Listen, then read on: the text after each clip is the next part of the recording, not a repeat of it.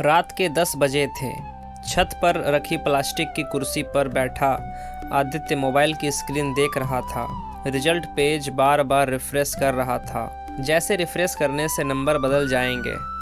नीचे घर में टीवी चल रहा था, पर आवाज़ कम थी, क्योंकि सबको पता था आज रिजल्ट का दिन है।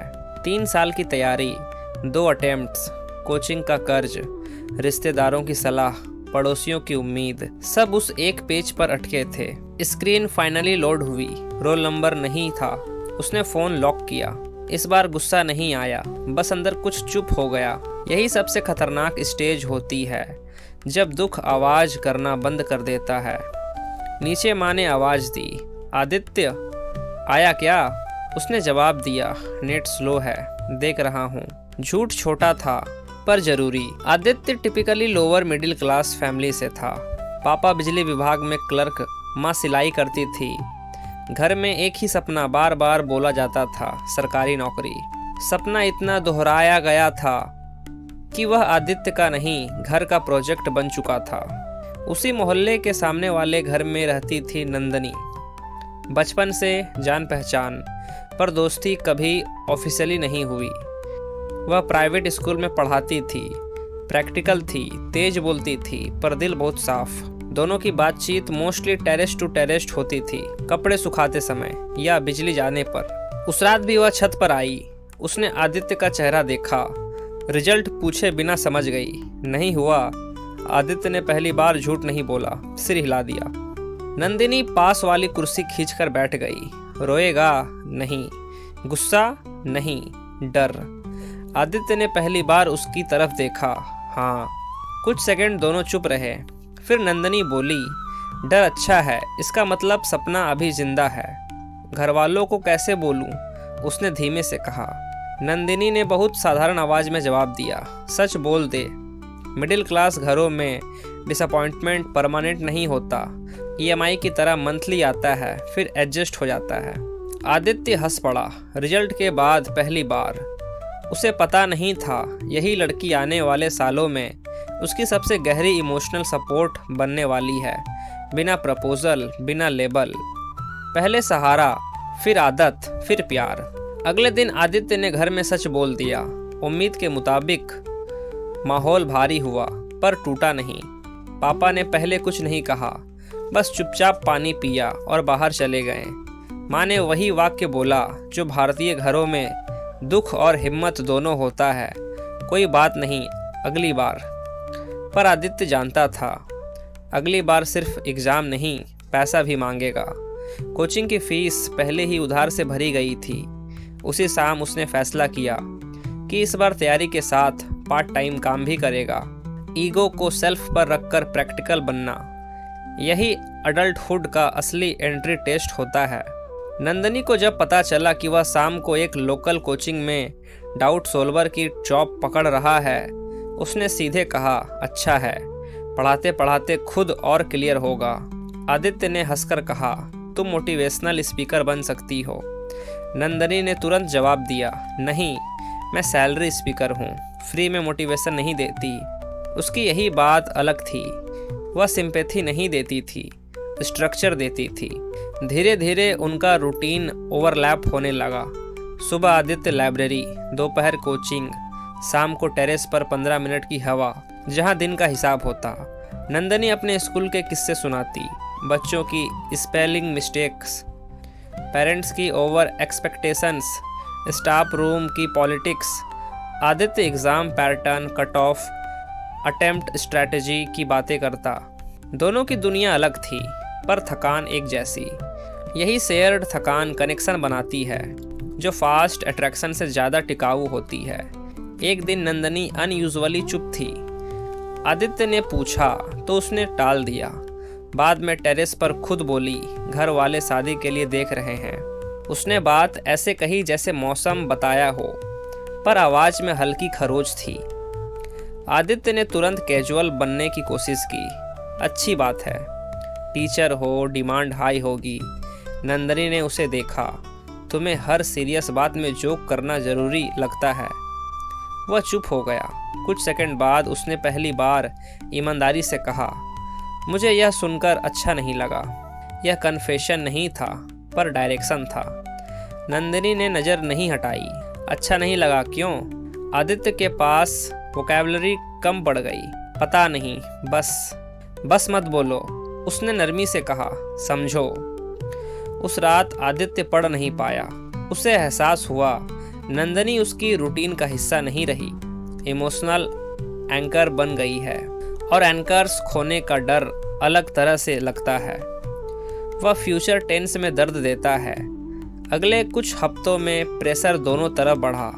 आदित्य पर exam plus job load, Nandini पर शादी टॉक्स, पर उनकी टेरिस मीटिंग्स जारी रही। अब वे सिर्फ दिन की बातें नहीं करते थे, फियर्स शेयर करते थे। नंदिनी ने एक रात कहा, मुझे अरेंज्ड मैरिज से प्रॉब्लम नहीं, पर अननोन आदमी के साथ पूरी ज़िंदगी इमेजिन करना मुश्किल लगता है। आदित्य ने जवाब दिया, मुझे नॉन लड़की के बिना इमेजिन करना मुश्किल लगता है। बोलकर वह खुद चुप हो गया। शब्द निकल चुके थे। हवा कुछ सेकंड स्थिर रही। नंदिनी ने धीरे से पूछा, नॉन लड़की मैं हूँ? आदित्य ने पहली बार बिना हंसे कहा, हाँ। उस रात के बाद टेरिस की हवा बदल गई। बातें वही होती थी, पर शब्दों के पीछे अर्थ जुड़ गया था। आदित्य और नंदिनी दोनों नॉर्मल बिहेव करने की कोशिश करते, पर अवेयरनेस आ चुकी थी। अब वे सिर्फ पड़ोसी या दोस्त नहीं रहे। कुछ रिश्ते नाम मिलने से पहले ही शेप ले लेते हैं। फ़र्क सिर्फ इतना होता है कि दिल पहले जानता है, दिमाग बाद में मानता है। अगले कुछ दिनों तक दोनों थोड़ा संभल कर बोले, पर दूरी नहीं बनाई, क्योंकि दूरी बनाना झूठा होता। नंदिनी के घर शादी की बातचीत तेज हो गई। एक बैंक में काम करने वाला लड़का, settled, same caste, family approach, Indian checklist पूरी। एक शाम वह टेरिस पर आई तो सीधा बोली, रविवार को लोग देखने आ रहे हैं। उसने यह बात ऐसे नहीं कही जैसे सूचना दे रही हो, जैसे वजन उतार रही हो। आदित्य के भीतर तुरंत रेजिस्टेंस उठा, पर उसने खुद को रोका। मिडिल क्लास लड़कों की सबसे बड़ी ट्रेनिंग यही होती है, फीलिंग से पहले फिजिबिलिटी सोचो। उसने पूछा, तुम क्या चाहती हो? यह सवाल सिंपल था पर असली। नंदिनी ने तुरंत जवाब नहीं दिया। कुछ देर बाद बोली, मैं कन्फ्यूज़न में शादी नहीं करना चाहती। तो मत करो, आदित्य ने कहा। रिफ्लेक्स में वह हल्का मुस्कुराई। इतना सिंपल नहीं होता। घर में लॉजिक से ज़्यादा टाइम लाइन चलती है। उस दिन पहली बार उन्होंने फ्यूचर को हाइपोथेटिकल नहीं, पर्सनल तरीके से डिस्कस किया। Job, income, responsibility, parents, social reaction, सब। नंदिनी प्रैक्टिकल थी। प्यार EMI नहीं भरता, उसने साफ कहा। आदित्य ने सिर हिलाया, पर EMI प्यार के बिना बहुत भारी लगती है। यह रोमांटिक डायलॉग नहीं, लाइव्ड ट्रुथ था। उसी हफ्ते कोचिंग सेंटर में आदित्य को एक्स्ट्रा आवर मिल गए। पैसे थोड़े बढ़े, समय घट गया। थकान अब चेहरे पर दिखती थी। एक रात वह टेरिस पर नहीं आया। नंदिनी ने मैसेज किया, जिंदा हो? रिप्लाई आया, हाँ, बस थोड़ा टूटा हुआ।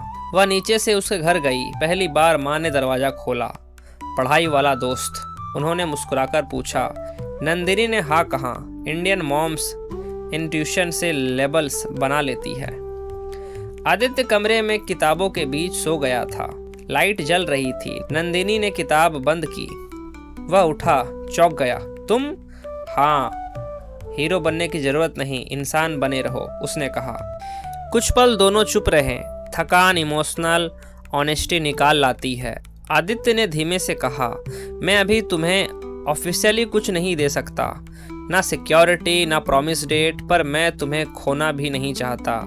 नंदिनी ने बिना नाटक के जवाब दिया, मुझे प्रॉमिस डेट नहीं चाहिए, डायरेक्शन चाहिए। यह उनका असली कन्फेशन था, बिना प्रॉमिस, बिना टच, बिना ड्रामा। रविवार आया, लड़के वाले आए। नंदिनी ने सिंपल प्लेन कपड़े पहने, ना रिवेलियन ना इम्प्रेस। सवाल हुए, खाना बनाना, जॉब छोड़ोगी, joint family adjust, transfer, readiness. उसने विनम्रता से जवाब दिए, पर एंथुजियाज्म नहीं दिखाया। इंडियन मैरिज मीटिंग्स में एंथुजियाज्म करेंसी होता है। उसकी कमी नोटिस हो जाती है। शाम को उसने टेरिस पर आकर कहा, मैंने मना नहीं किया, पर हाँ भी नहीं की। आदित्य ने पूछा, क्यों? वह बोली, क्योंकि फैसला दिल से होना चाहिए, डर से नहीं। हवा में पहली बार उम्मीद साफ दिखी, पर साथ में रिस्क भी। रिश्ता देखने के बाद घरों का व्यवहार बदल जाता है, यह भारतीय सच है। नंदिनी के घर में अचानक उसकी हर एक्टिविटी नोटिस होने लगी। कब आती है, किससे बात करती है, फ़ोन पर किसके साथ हंसती है, सब कुछ शुरू हो गया। उसकी माँ ने एक रात साफ कहा, ज़्यादा सोचने से अच्छे रिश्ते निकल जाते हैं। यह वार्निंग नहीं, जनरेशन गैप का सार था। नंदिनी समझ रही थी, टाइम विंडो छोटी है। उधर आदित्य की हालत भी आसान नहीं थी। कोचिंग जॉब से पैसे आ रहे थे, पर प्रिपरेशन का कोर टाइम कट रहा था। मॉक टेस्ट के मार्क्स फ्लक्चुएट कर रहे थे। पापा ने पहली बार प्रैक्टिकल सवाल पूछा। अगर अगले अटेम्प्ट में भी नहीं हुआ तो? यह डाउट नहीं, फाइनेंशियल रियलिटी थी। उसी रात आदित्य देर तक जागता रहा। मिडिल क्लास लड़कों को दो फ्रंट पर लड़ना पड़ता है, dream versus duty. Terrace meetings अब कम हो गई, पर गहरी हो गई। Short talks, heavy meanings. एक शाम नंदिनी ने सीधे कहा, घर वाले अगले महीने फाइनल आंसर चाहेंगे। आदित्य ने पूछा, तुम रेडी हो लड़ने के लिए? वह बोली, हाँ, अगर लड़ाई मीनिंगफुल हो, सिर्फ इमोशन के लिए नहीं। उसने पहली बार नंबर्स में बात रखी। तुम्हारी एग्ज़ाम प्रोबेबिलिटी क्या है? बैकअप क्या है? इनकम टाइमलाइन क्या है? यह इंटरोगेशन नहीं, लाइफ प्लानिंग थी। आदित्य को चोट नहीं लगी, रिस्पेक्ट बढ़ा। उसने सच बताया, सिलेक्शन अनसर्टेन है। Backup private teaching plus online batches शुरू कर सकता हूँ। Income start small, growth possible. Nandini ने सिर हिलाया। ट्रस्ट वर्केबल है, झूठ रिस्की।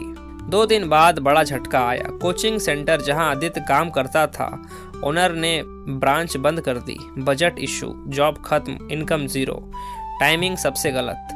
उस रात आदित्य टेरिस पर नहीं आया। नंदिनी खुद आई, पर इस बार वह चुप नहीं रही। अब प्लान क्या, पता नहीं। उसने ईमानदारी से कहा, भागेगा नहीं, झुकेगा, शायद थोड़ा टूटेगा। आदित्य ने उसे देखा, अगर तुम चली गई तो? हाँ। यह पहली बार था जब डिपेंडेंस खुलकर बोली गई। नंदिनी कुछ सेकंड चुप रही, फिर बोली, ठीक है, जब मेरी सुनो, मैं शादी के लिए ना बोल दूंगी, क्लियर। उसके बाद घर में प्रेशर बढ़ेगा। तुम्हें उस प्रेशर के लायक बनना पड़ेगा, फास्ट। इमोशन से नहीं, एक्शन से। कैसे? तुम ऑनलाइन पढ़ाना शुरू करो, फ्री बैचेस चलाओ, रिजल्ट दिखाओ, पेड कन्वर्ट करो। मैं तुम्हें स्टूडेंट्स दिलाऊंगी स्कूल नेटवर्क से। आदित्य ने आधी मुस्कान से कहा, तुम पार्टनर हो या मैनेजर? वह बोली, सर्वाइवल टीम। अगले हफ्ते नंदिनी ने घर में रिश्ता साफ मना कर दिया। आंसू, बहस, साइलेंस, सब हुआ, पर उसने रीजन वेज नहीं रखा। मैं अभी शादी नहीं करूंगी। इंडियन पेरेंट्स क्लैरिटी से ज़्यादा डिसएग्रीमेंट से डरते हैं, पर क्लैरिटी लॉन्ग टर्म रिस्पेक्ट बनाती है। मोहल्ले में बात शुरू हुई। टेरिस पर मिलना रिस्की हो गया। अब वे कम मिलते, पर कमिटेड थे। आदित्य ने ऑनलाइन बैच शुरू किया। पहले दिन 7 स्टूडेंट, दूसरे दिन 19, तीसरे हफ्ते 46। स्लो पर रियल। प्यार अब मैसेज नहीं, मिशन बन चुका था। ऑनलाइन बैच का काम धीरे शुरू हुआ, पर स्टडी बढ़ा। आदित्य ने फ्री क्लासेस में भी पूरा दिल लगाया, क्योंकि अब यह सिर्फ इनकम नहीं, क्रेडिबिलिटी का सवाल था। स्टूडेंट रिजल्ट्स देने लगे, छोटे छोटे wins, mock score jump, concept clarity, selection in lower exams. Word of mouth middle class Indian का सबसे बड़ा मार्केटिंग टूल है, और वही हुआ। 3 महीने में बैच पेड हो गया। इनकम बढ़ी नहीं थी, पर रेगुलर हो गई। सबसे बड़ी बात, वह सेल्फ मेड थी। घर का माहौल भी धीरे बदला। पापा ने पहली बार उसके क्लास रिकॉर्डिंग देखे। कुछ नहीं बोले, पर अगले दिन पड़ोसी से कहा, लड़का मेहनत कर रहा है। इंडियन फादर्स का अप्रूवल अक्सर इनडायरेक्ट आता है, पर मजबूत होता है। माँ ने फीस का पहला ऑनलाइन पेमेंट स्क्रीनशॉट देखकर चुपचाप मंदिर में दिया जलाया। उधर नंदिनी के घर में टेंशन लंबा चला, पर धीरे सॉफ्ट हुआ जब पेरेंट्स ने देखा कि वह इम्पल्सिव नहीं, कंसिस्टेंट डिसीजन पर खड़ी है। टोन बदलने लगी, रेजिस्टेंस से नेगोशिएशन में शिफ्ट। यही रियल प्रोग्रेस होती है। एक शाम उसकी माँ ने पूछा, वो लड़का क्या करता है? पहली बार डायरेक्ट रिफ्रेश। नंदिनी ने सीधा जवाब दिया, पढ़ाता है, खुद भी लड़ रहा है। यह लाइन डिफेंसिव नहीं, प्राउड थी। 6 महीने बाद आदित्य का नेक्स्ट एग्जाम अटेम्प्ट आया।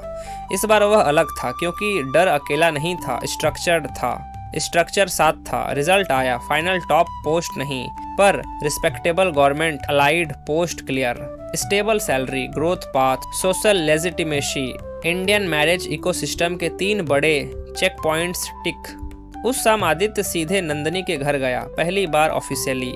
हाथ कांप रहे थे पर आवाज नहीं। उसने नंदिनी के पापा से सीधा कहा, मैं अभी परफेक्ट नहीं हूँ पर अनस्टेबल भी नहीं। आपकी बेटी को रोकूंगा नहीं, साथ चलूंगा। ओवर प्रॉमिस नहीं, बैलेंस्ड प्रॉमिस। यही असर करता है।